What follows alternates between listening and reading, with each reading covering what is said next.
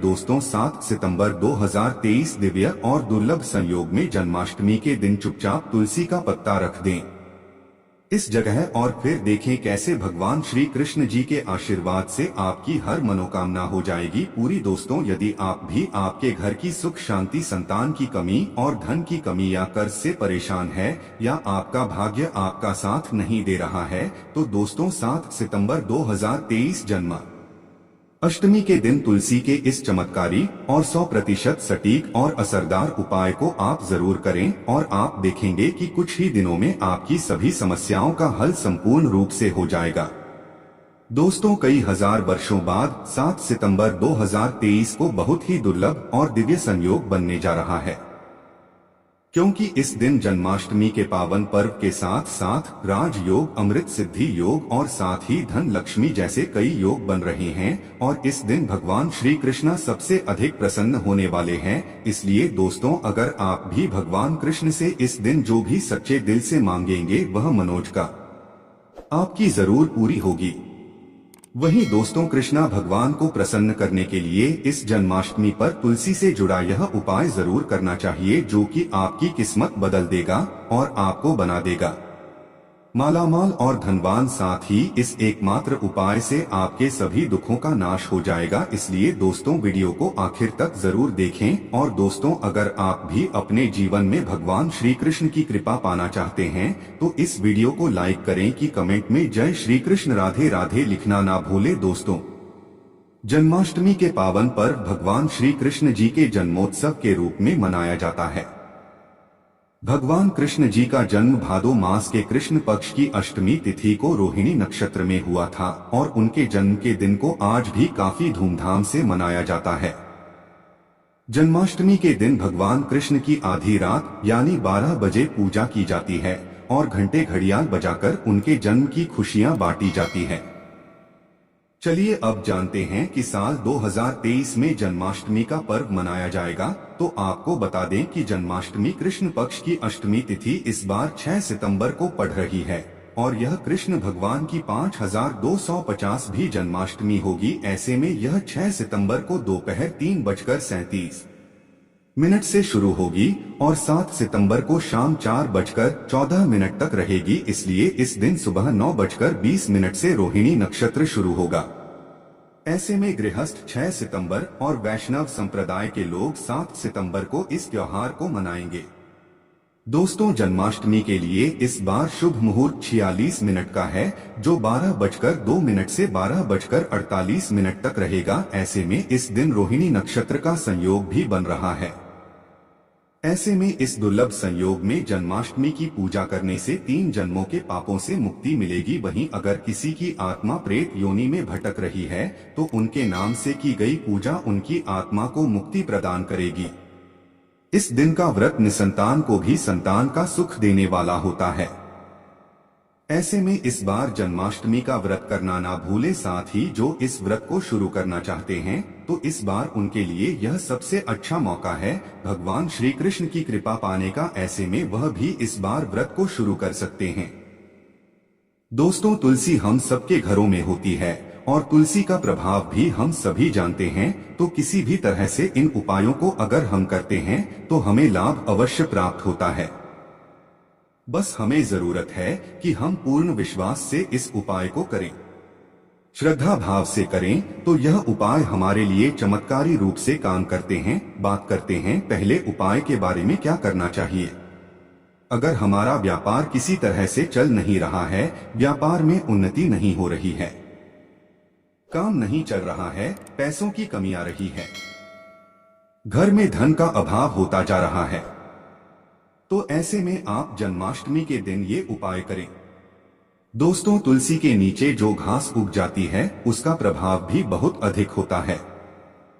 अगर हम उसे अपने धन रखने के स्थान पर रखते हैं, जहां पर हम अपना पैसा रखते हैं, वहां पर उस घास को किसी अच्छे दिन को, जैसे कि जन्माष्टमी के दिन, हम उस घास को उखाड़ते हैं और अच्छे से उगाड़े, बीज से टूटे नहीं, बहुत आराम से उस पौधे को निकालकर एक पीले कपड़े में लपेटकर जहां पर आप धन रखें है वहां रखें, या फिर जहां पर आपका व्यापार का स्थल है वहां पर गल्ले में रख दें। जहां पर आप पैसे वगैरह रखते हैं उस जगह पर रख दें, तो बहुत ही शीघ्र आपका व्यापार चलने लगेगा। आपको ध्यान यह रखना है कि जहां पर भी आप यह पौधा रखते हैं, पीले कपड़े में बांधकर वह जगह साफ सुथरी होनी चाहिए। हर किसी का हाथ वहां पर नहीं लगना चाहिए, तो आप किसी सेफ जगह पर उसे अपने व्यापार के स्थल पर रखें। इससे आपके घर में धन का आगमन होगा, व्यापार में वृद्धि होगी। यह उपाय आप किसी भी जन्माष्टमी के दिन कर सकते हैं, लेकिन अगर आप शुक्ल पक्ष के गुरुवार के दिन करें तो यह बहुत ही शीघ्र चमत्कारी रूप से काम करेगा। आप अपने घर में भी धन रखने के स्थान पर इस घास को पीले कपड़े में लपेटकर रख सकते हैं। बहुत ही शीघ्र आपको इसका फल दिखेगा, बहुत ही बरकत आती है, सुख समृद्धि आती है। इस उपाय को करने से दोस्तों, अगर आप चाहते हैं कि आपके घर में हमेशा पैसा रहे, हमेशा आपकी जेब भरी रही, धन का आगमन सदा आपके घर में बना रहे, तो इसके लिए आपको चाहिए कि आप एक तुलसी का पत्ता हमेशा अपनी जेब में या अपने पर्स में रखें। जब भी वह पत्ता सूख जाता है तो उसे बदलकर आप नया हरा पत्ता रख लें, और इस तरह से अगर आप करते हैं तो आपका पर्स हमेशा पैसों से भरा रहेगा। जहां पर भी आप धन रखते हैं, या फिर आपके ऑफिस का जो रजिस्टर है जिसमें आप बही खाता लिखते हैं, उसमें अगर आप हमेशा एक तुलसी का पत्ता रखते हैं तो इससे आपके घर में धन का आगमन होगा, व्यापार में वृद्धि होगी। क्योंकि तुलसी का पत्ता पैसे को आकर्षित करता है, धन को आकर्षित करता है। तुलसी के पत्ते में कुबेर का वास होता है। तुलसी के पौधे की पूजा में हमें माँ लक्ष्मी की पूजा के फल की प्राप्ति होती है, माँ लक्ष्मी की कृपा हम पर बनती है। तो जब हम तुलसी का पत्ता अपने धन रखने के स्थान पर रखते हैं तो धन में वृद्धि होती है। दोस्तों, यह उपाय पूर्ण श्रद्धा भाव से करने वाले उपाय है। अगर आप पूरी श्रद्धा भाव से इस उपाय को करते हैं, कोई भी एक उपाय आप कर लें, आपको लाभ अवश्य होगा। दोस्तों, घर के दोनों तरफ अगर हम तुलसी का गमला लगाते हैं, घर का मुख्य दरवाजा जो है उस मेन गेट के दोनों तरफ अगर हम तुलसी का गमला लगाते हैं तो इससे हमारे घर में कभी भी पैसों की तंगी नहीं आएगी। लेकिन उस पौधे का आपको ध्यान रखना है, जैसे सूख जाता है तो आप दूसरा पौधा लाकर लगा दे। सूखा हुआ पौधा कभी भी घर में नहीं रखना चाहिए। सिर्फ तुलसी ही नहीं बल्कि कोई भी पौधा अगर आपके घर में गमले में सूख गया है तो उसे हटाकर नया पौधा लगा दें। कभी भी सूखे हुए पेड़ पौधे फूल पत्ते अपने घर में नहीं रखने चाहिए, इससे नकारात्मक ऊर्जा बढ़ती है, इसलिए आपको ध्यान रखना है। उन दोनों पौधों का और तुलसी के 2 पौधे आपके घर के मेन गेट के पास हमेशा लगे रहने चाहिए। इससे आपके घर में कभी भी पैसों का अभाव नहीं होगा। कारण क्या है? जब दरवाजे के दोनों तरफ तुलसी रहेंगी तो आपके घर में नकारात्मक ऊर्जा नहीं आएगी, हमेशा घर में सकारात्मक ऊर्जा होगी, जिसकी वजह से आपके घर में धन का आगमन सदा बना रहेगा।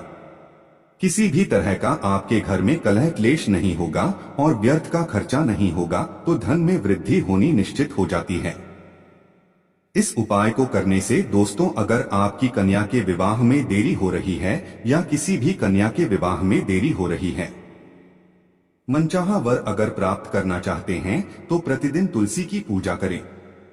प्रातःकाल तुलसी के पौधे को जल अर्पित करें, शाम को दीप दान करें और 11 परिक्रमा कन्याएं रोज करती हैं। तुलसी की मन में अपनी मनोकामना तुलसी को कहते हुए और ओम नमो भगवते वासुदेवाय नमः इस मंत्र का जप करते हुए अगर 11 परिक्रमा प्रतिदिन जो भी कन्या मनचाहा वर चाहती हैं वह करें तो शीघ्र ही उसको मनचाहे वर की प्राप्ति होती है और योग्य वर की प्राप्ति होती है। दोस्तों, आप अगर अपने बच्चे की जिद से परेशान है, आपका बच्चा अगर पढ़ाई में कमजोर होता जा रहा है, पढ़ाई में उसका मन नहीं लगता है, ऐसी अवस्था में चाहिए कि आप अपने बच्चे को तुलसी की पूजा के लिए प्रेरित करें। प्रतिदिन उससे बोले कि प्रातःकाल तुलसी में जल अर्पित करें और तुलसी के 3 पत्ते आप प्रतिदिन उस बच्चे को निगलने के लिए दें। तुलसी कभी भी चबाकर नहीं कहनी चाहिए।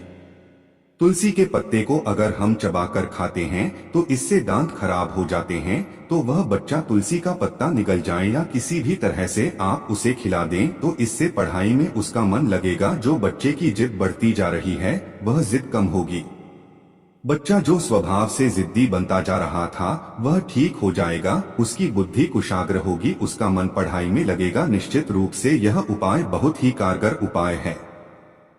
एक और उपाय हम आपको बताना चाहते हैं। यह उपाय हम सबको जरूर करना चाहिए। जब हम अपने घर में खाना बनाते हैं, मतलब जो रोटी बनाते हैं, उसमें अगर हम तुलसी का पत्ता मिला दें तो उन रोटियों का बहुत ही प्रभाव बन जाता है। कि घर में अगर किसी तरह से आपस में परिवार के सदस्यों में सामंजस्य नहीं है, घर में कलह क्लेश रहता है, धन का अभाव रहता है, सुख समृद्धि चाहते हैं आप, तो इस उपाय को जरूर करें। करना क्या है, आप तुलसी के 11 पत्ते लें, साफ पानी से उसे धोकर जिस बर्तन में आपने आटा रखा है, जिस कनस्तर में आप आटा रखते हैं, उस आरती में इस पत्ते को तोड़ तोड़ कर डाल दें। उसके बाद आप प्रतिदिन उस आटे का घर में रोटी बनाने के लिए प्रयोग करें, और जब भी इस रोटी को आपके घर में कोई भी व्यक्ति खाएगा, कोई बाहरी व्यक्ति भी अगर खाता है इस रोटी को, तो उसकी भी बुद्धि में परिवर्तन होगा। अगर परिवार के लोगों को इस तरह से प्रतिदिन तुलसी का प्रयोग करके हम रोटी दें तो घर में सुख समृद्धि का आगमन होता है और आपस में अपने परिवार के सभी सदस्यों में प्रेम की भावना बढ़ती है। घर से कलह क्लेश खत्म हो जाता है, विचार सकारात्मक होने लग जाते हैं, मन से नकारात्मक विचार दूर होने लग जाते हैं। इस तरह से इस उपाय को करने से घर में सुख समृद्धि और प्रेम भाव से सदा सामंजस्य बना रहता है। अगर आप चक्की से आटा पीस कर खाते हैं तो तुलसी के 11 पत्ते आप उस गेहूं में डालकर पिसवा लें और उसके अंदर थोड़े से चने भी डाल दें, और इस तरह से अगर आप पिटवाते हैं और इस आटे को आप खाते हैं तो इसका प्रभाव बहुत अधिक होता है। लेकिन अगर आप आटा बाहर से पैकेट में लेकर आते हैं तो आप उस पैकेट के आटे में तुलसी के 11 पत्ते डाल दें, और इस तरह से अगर आप प्रतिदिन इस आटे का प्रयोग करते हैं तो निश्चित ही आपके घर में चमत्कारी रूप से बदलाव आएगा। घर की परिस्थितियों में बदलाव आएगा, विचारों में बदलाव आएगा। इससे हमारे घर में धन का आगमन स्वतः ही हो जाता है, महालक्ष्मी की कृपा स्वतः ही हो जाती है। तो इस उपाय को आप जरूर करें, उम्मीद करते हैं आज के जितने भी उपाय हमने बताए आपको जरूर अच्छे लगे होंगे, और अगर आप इसे करते हैं तो आपको फायदा अवश्य होगा। इन उपायों को विश्वास रखकर करें, श्रद्धा से करें।